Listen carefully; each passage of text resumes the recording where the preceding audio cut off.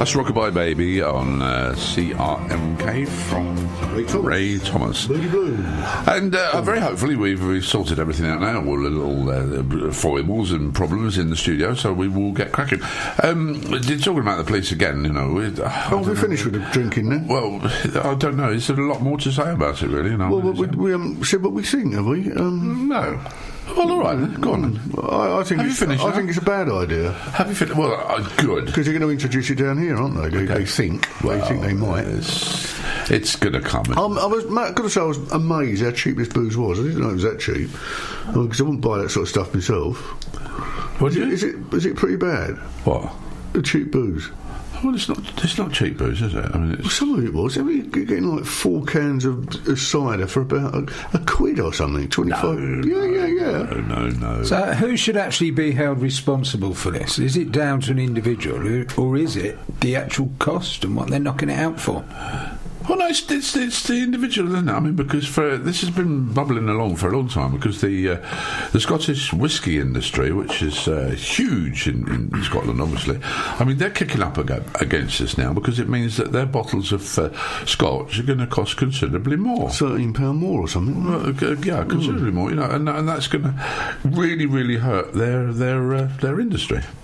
And you know, I think he's wrong. I mean, Kev put the question, you know, as to who should it be down to? It should be down to the individual. You know, if you want to drink yourself to death, then you drink yourself to death. You know? You can't be a mummy state or nanny state to everybody, can you? You can't.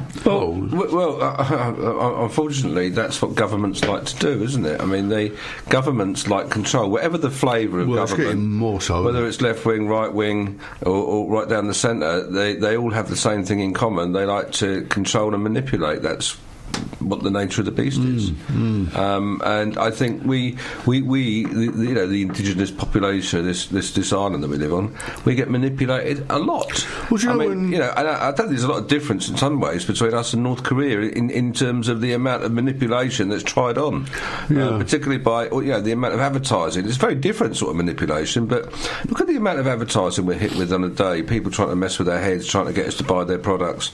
I mean, I can't open anything on the internet these days without some advert flashing up for something, and usually something that I've searched for in the past. So, we're getting so targeted. Are we not as victim as somebody living in a road state like North Korea, where they're brainwashed? Are we being brainwashed? And you know, when Blair was in power, he introduced over 3,000 new laws, and over 1,000 of those were imprisonable if they were breached. You know, how on earth? I mean, not many people know even what these laws are.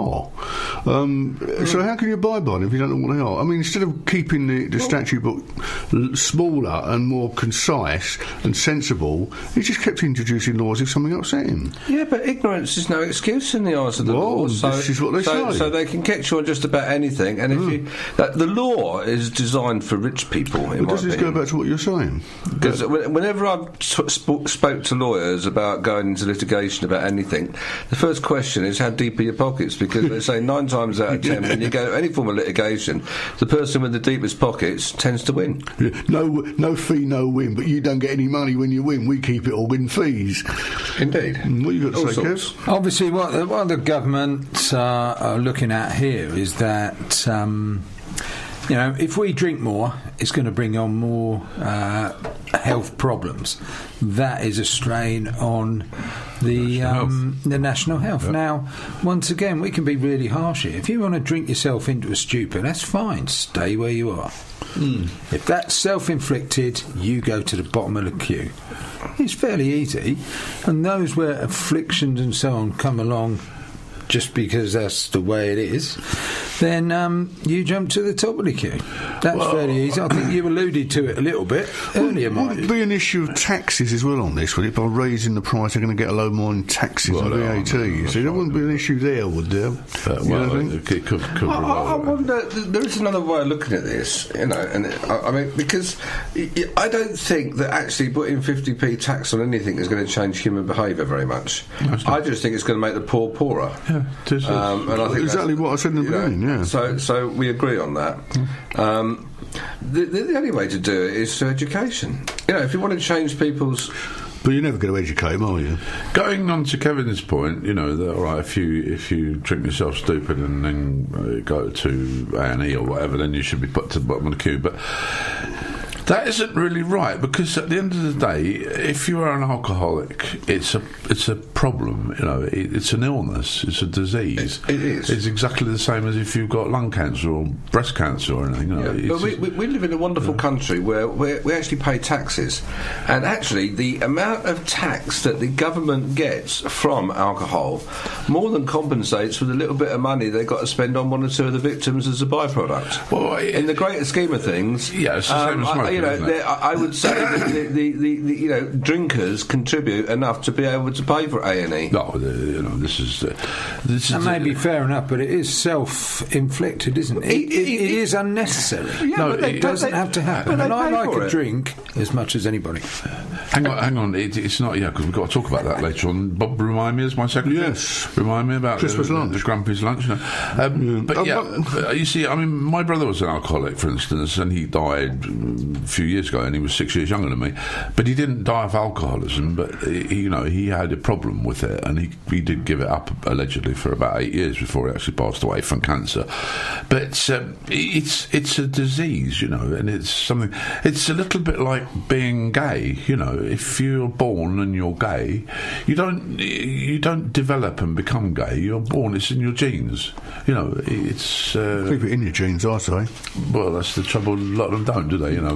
Stop it. That's terrible. Moving on again. Moving on swiftly. Yeah. I mean, all these sort of things. I mean, this is why I think we should treat people with these affirmatives with the way they should be, because alcoholism is a desperate, terrible thing, but it is a disease. Yeah, I've got a comment here from Andrew Barlow. I don't know if it's indirect response to what we're talking about, but he says, I was once asked to leave the alcohol section of Quick Save, a claim not many can make, because he put a picture on our page of just a bottle of wine rolling along on the checkout, and I suspect it's Lidl's looking at the wine, because I think it says Santa Mallyon.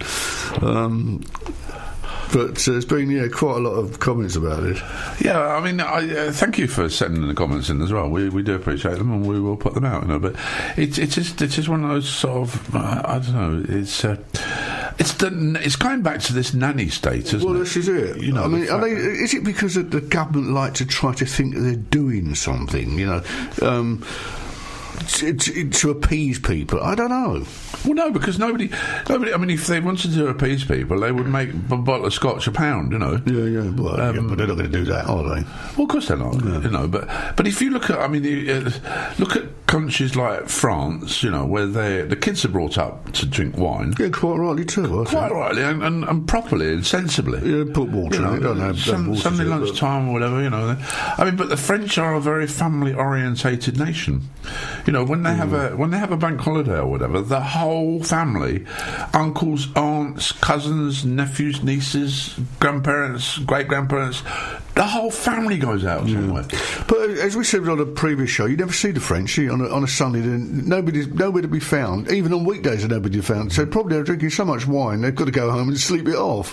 Oh dear, oh Lord. Maybe that's the new theory. Well, I'll tell you what. When you go over there next year for 6 months, you do a little bit of checking on it. Well, I am. Yeah, I will be. Right, the police force, a police force, was accused of concealing cutbacks yesterday by trying to solve cases over the telephone and online. Officers in Sussex say their investigations and resolution centre frees up manpower to deal with major offences. Staff have been saved from attending, listen to this, 42,000 minor incidents in 12 months. 42,000 minor incidents in a year. Where's this? In Sussex. Chief Constable Giles York said that this smarter approach will help achieve the best outcomes for victims. But I mean, they're talking about the 42,000 victims. Yeah, well, this is it, isn't it? I mean, the force has said that cases worth less than £50 or where there's no CCTV would not be probed unless the suspect is identified. Here we go again. You see, persecuting the poor, isn't it? If you've only got much in your house and somebody comes and burgles it, and you've only got a 50 quid television, you can second hand, it goes missing. Yeah. Hard luck. Yeah, but I just sympathise with it because there's two elements elements of this that I've got a degree of sympathy about. I understand people like to see more police on the streets, but firstly, operating smarter is actually what I've been going on about the police should be doing for a very long time. I think they should be operating smarter. And in today's society, actually, so much cyber crime, so much theft, so much forgery that's going on over the internet, having people that are good on the internet actually as part of the policing performance, I think is a wonderful idea, and so be it. Also, it does give the opportunity for perhaps people that have had to retire from the police force through some sort of physical disability.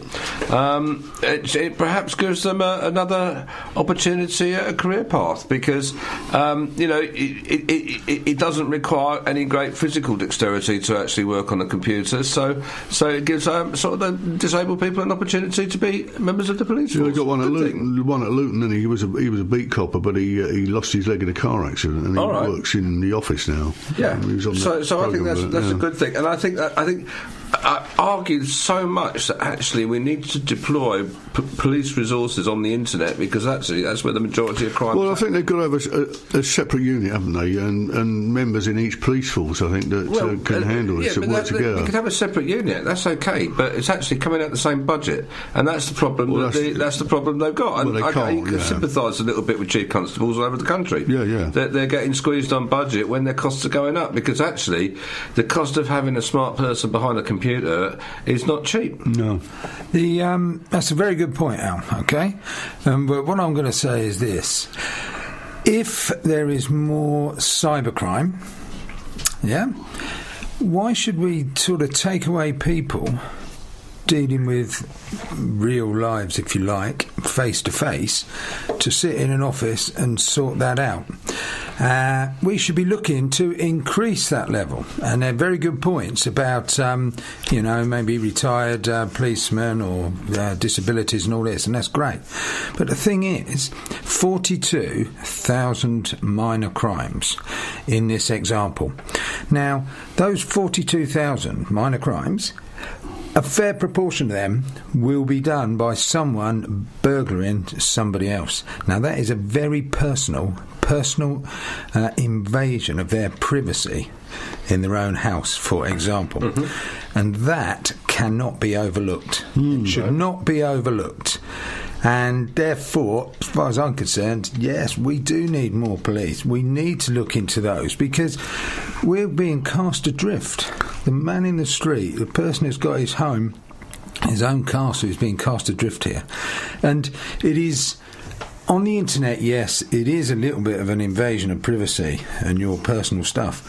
It is nowhere near quite as bad as someone walking round your home. Yeah. I was talking to someone the other week. Him and his wife were robbed at knife point in their own home. Yeah. Now that is a mega issue, in my opinion. I agree with you. Years ago, it would have just been a guy break in, try and nick a few things, I think now it is threatening with knives. Yeah, but I think if you read into what the police are saying, if somebody comes around and threatens you with a knife, you're going to get a response. You know, because that what goes. No, well, that's the sort of thing that you've got to triage the calls in some respects, haven't you? You've got to prioritise in some way. I mean, just thinking logically about the problem. You know, I mean, everybody would want everything if they possibly could have it, but actually, everybody can't have everything, so you have to prioritise. The NHS has to prioritise who it treats. You know, it's not going to spend huge amounts on somebody in their late 80s in terms of transplants. They're going to spend the money on a kid. I don't tend to think the police are very good at prioritising, to be perfectly honest. I mean, you know, they'll get this, say this about they can't go around the 10 burglaries, but they can sit on a corner with a speed gun, can't they? Yeah, and when they want to get